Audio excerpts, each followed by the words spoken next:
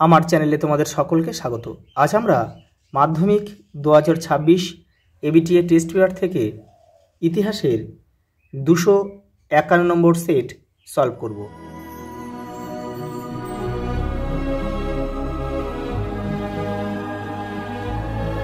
দেখো, প্রথম প্রশ্ন, নতুন সামাজিক ইতিহাস চর্চা শুরু হয় 1960-এর দশকে।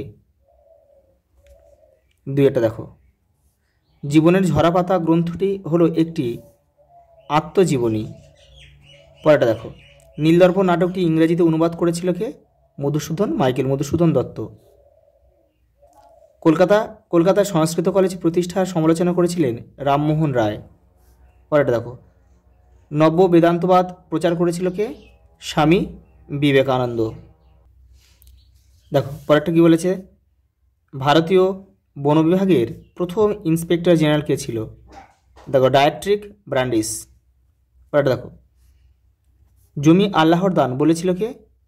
দেখো, দুদু মিয়া। পরেরটা, কার্ল মার্কস 1857 খ্রিস্টাব্দে বিদ্রোহকে চিহ্নিত করেছিলেন কি বলে? জাতীয় সংগ্রাম বলে।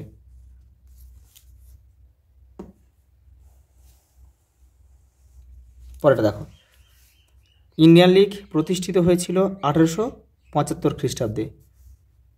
গোরা উপন্যাসের প্রেক্ষাপটটি ছিল স্বদেশী আন্দোলন। পরেরটা দেখো, 11টা, ইন্ডিয়ান কেমিক্যাল সোসাইটি প্রতিষ্ঠা করেন প্রফুল্লচন্দ্র রায়। 12টা দেখো, বিশ্বভারতীর প্রথম আচার্য ছিলেন, দেখো প্রথম আচার্য ছিল হচ্ছে জওহরলাল নেহেরু, আর উপাচার্য ছিল হচ্ছে রথীন্দ্রনাথ ঠাকুর। এটা কিন্তু তোমরা একটু খেয়াল রেখে দেবে। আচ্ছা, আবার বলছি, আচার্য ছিল হচ্ছে জওহরলাল নেহেরু আর উপাচার্য ছিল রথীন্দ্রনাথ ঠাকুর। পরেরটা দেখো, যে চাষের সঙ্গে 3 কাঠিয়া প্রথা যুক্ত তা হলো নীল চাষ। 14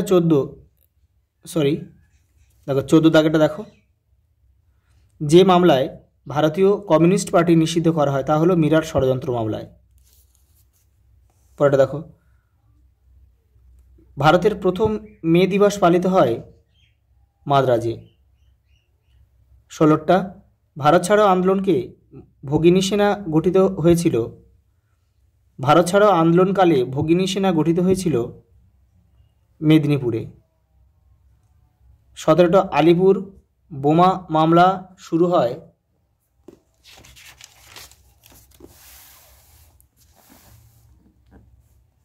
1908 খ্রিস্টাব্দে। পরেরটা দেখো, ভারতে হরিজন আন্দোলনের সূচনা করেন গান্ধীজি।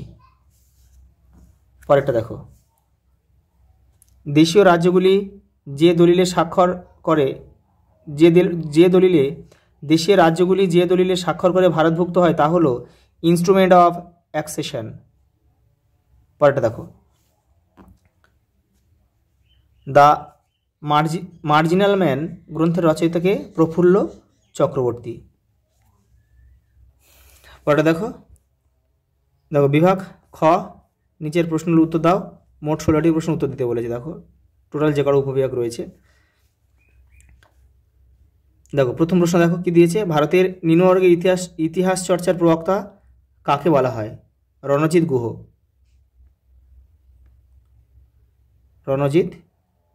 গুহ। দেখো, পাগলাপন্থী আন্দোলনের প্রধান নেতা কে ছিলেন? ফকির করম শাহ।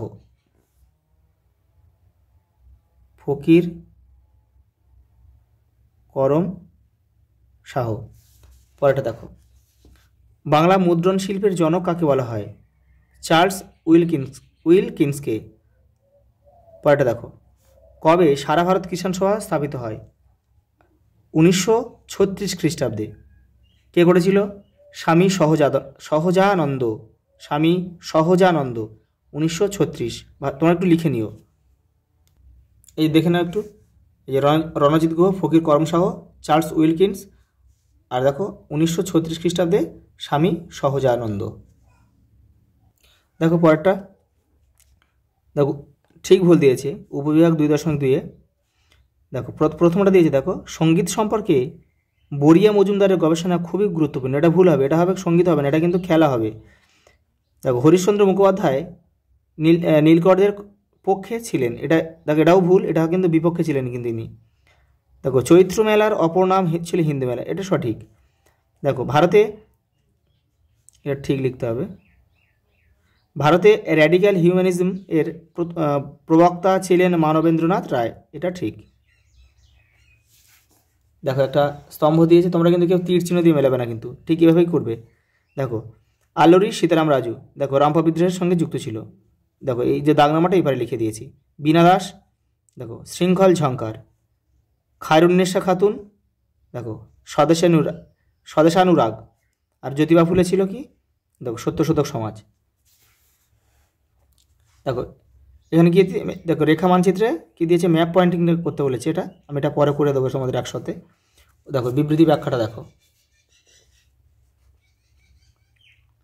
দেখো বিবৃতি ব্যাখ্যা, প্রথম বিবৃতি কি দিয়েছে দেখো, উডের ডেসপ্যাচ হলো ভারতের শিক্ষাক্ষেত্রে ম্যাগনা কার্টা।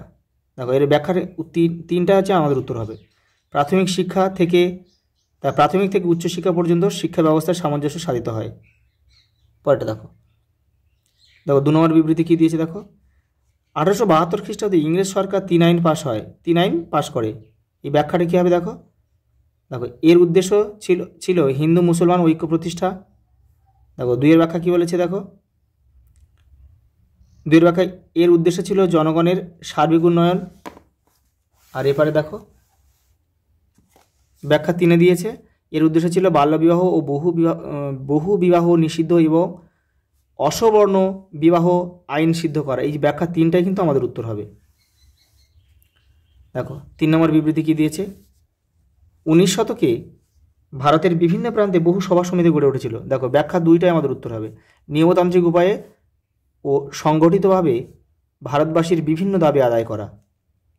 ব্যাখ্যা দেখো বিবৃতি 4-এ কী দিয়েছে দেখো, রবীন্দ্রনাথ ঠাকুর ঔপনিবেশিক শিক্ষা পছন্দ করতেন না। কারণ কি বলতো, এই ব্যাখ্যা 3টাই আমাদের উত্তর। ঔপনিবেশিক শিক্ষা ব্যবস্থায় শিক্ষার্থীর মনের বিকাশ ঘটতো না। আজ এই পর্যন্ত, দেখা হবে পরের ভিডিওতে।